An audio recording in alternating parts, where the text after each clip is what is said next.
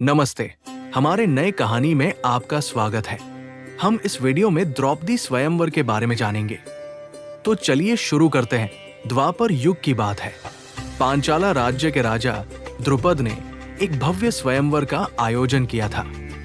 उनकी पुत्री द्रौपदी, जिन्हें कृष्णा भी कहते थे, अपूर्व सुंदरी, गुणवान और तेजस्विनी थी।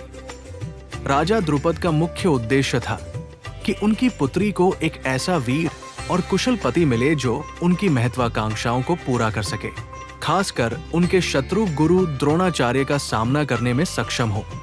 इस स्वयंवर की शर्त साधारण नहीं थी, बल्कि अत्यंत कठिन थी।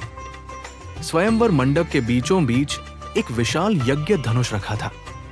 ऊपर काफी ऊंचाई पर एक घूमते हुए चक्र के मध्य से एक कृत्रिम मछली लटकाई गई थी, जिसकी आंख पर निशाना लगाना था। सबसे कठिन हिस्सा यह था कि निशाना लगाते समय वीर को मछली को सीधे नहीं देखना था, बल्कि नीचे रखे एक तेल से भरे कड़ाव में उसके प्रतिबिंब को देखकर बाण चलाना था। जो भी राजकुमार इस कठिन लक्ष्य भेदन की परीक्षा में सफल होता, द्रौपदी उसी के गले में वरमाला डालती। स्वयंवर सभा और वीरों का आगमन। स्वयंवर में भाग लेने के लिए दूर दूर से महाराजा, राजकुमार और महान योद्धा पधारे थे।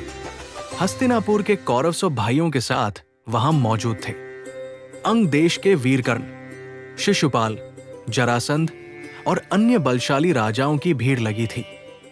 दर्शकों में यादवों के परम ज्ञानी श्री कृष्ण अपने बड़े भाई बलराम के साथ एक साधारण स्थान पर विराजमान थे। इन्हीं के बीच पांडव भी वहां उपस्थित थे। लाक्षागृह की घटना के बाद सभी यही मानते थे कि पांडव जलकर मर चुके हैं, लेकिन वे अपनी माता कुंती के साथ एक ब्राह्मणों के वेश में छिपकर पांचाल पहुंचे थे। उन्होंने भी स्वयंवर सभा में एक कोने में स्थान ग्रहण किया। कुछ ही देर में द्रौपदी अपने भाई धृष्टद्युम्न के साथ सभा में आई। उनकी सुंदरता से पूरी सभा जगमगा उठी। धृष्टद्युम्न ने स्वयंवर की शर्त दोहराई और वीरों को चुनौती दी। विफल होते महारथी एक एक करके शक्तिशाली राजा और राजकुमार आगे बढ़े। सबसे पहले उन्होंने उस भारी और शक्तिशाली यज्ञ धनुष को उठाने का प्रयास किया। कई राजा धनुष को हिला तक नहीं पाए। कई वीरों ने बड़ी मुश्किल से धनुष उठाया, लेकिन उस पर प्रत्यंचा, डोरी चढ़ाना उनके बस में नहीं था। जब कौरवों की ओर से दुर्योधन स्वयं आए, तो वे भी धनुष पर प्रत्यंचा नहीं चढ़ा सके और लज्जित होकर बैठ गए। इसके बाद जरासंध जैसे बलशाली योद्धा भी विफल रहे। फिर कर्ण आए। उन्होंने धनुष उठाया और उस पर प्रत्यंचा भी चढ़ा दी। सभी को लगा कि कर्ण ही लक्ष्य भेदेंगे, लेकिन जैसे ही उन्होंने नीचे तेल के कड़ाव में प्रतिबिंब देखा और निशाना लगाने को तैयार हुए, द्रौपदी ने उन्हें रोक दिया।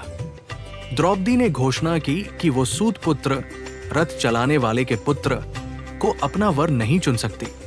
इस अपमान से कर्ण क्रोधित और निराश होकर बैठ गए। एक के बाद एक सभी महारथी विफल होते चले गए, जिससे स्वयंवर सभा में निराशा और तनाव छा गया। ब्राह्मण वेश में अर्जुन का लक्ष्य भेदन। जब सभी बड़े बड़े क्षत्रिय हार मान चुके थे, तब सभा में बैठे ब्राह्मणों के समूह में से एक नवयुवक ब्राह्मण आगे बढ़ा। ये कोई और नहीं बल्कि भेष बदले हुए पांडुपुत्र अर्जुन थे। उनके आगे आने पर सभा में उपहास और फुसफुसाहट शुरू हो गई। क्षत्रिय राजाओं ने मजाक उड़ाया कि जिस लक्ष्य को बड़े बड़े महारथी भेद नहीं पाए, उसे एक गरीब ब्राह्मण क्या भेदेगा। अर्जुन ने किसी की परवाह न करते हुए गुरु द्रोण और भगवान शिव का स्मरण किया। उन्होंने बड़ी सहजता से यज्ञ धनुष उठाया, उस पर प्रत्यंचा चढ़ाई। फिर वे नीचे तेल के कड़ाव में देखते हुए एकाग्रचित्त हुए। समय मानो थम गया था। पूरी सभा की आंखें अर्जुन पर टिकी थी।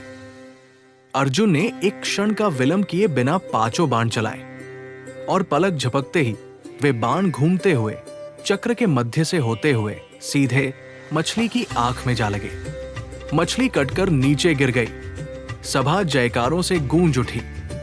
राजा द्रुपद अत्यंत प्रसन्न हुए।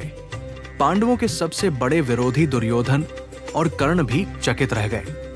शर्त पूरी होते ही द्रौपदी ने खुशी खुशी आगे बढ़कर अर्जुन के गले में वरमाला डाल दी। इस प्रकार अर्जुन ने ब्राह्मण वेश में द्रौपदी का स्वयंवर जीता। इसके बाद क्रोधित राजाओं और पांडवों के बीच युद्ध छिड़ गया, जिसे श्री कृष्ण के हस्तक्षेप से शांत कराया गया।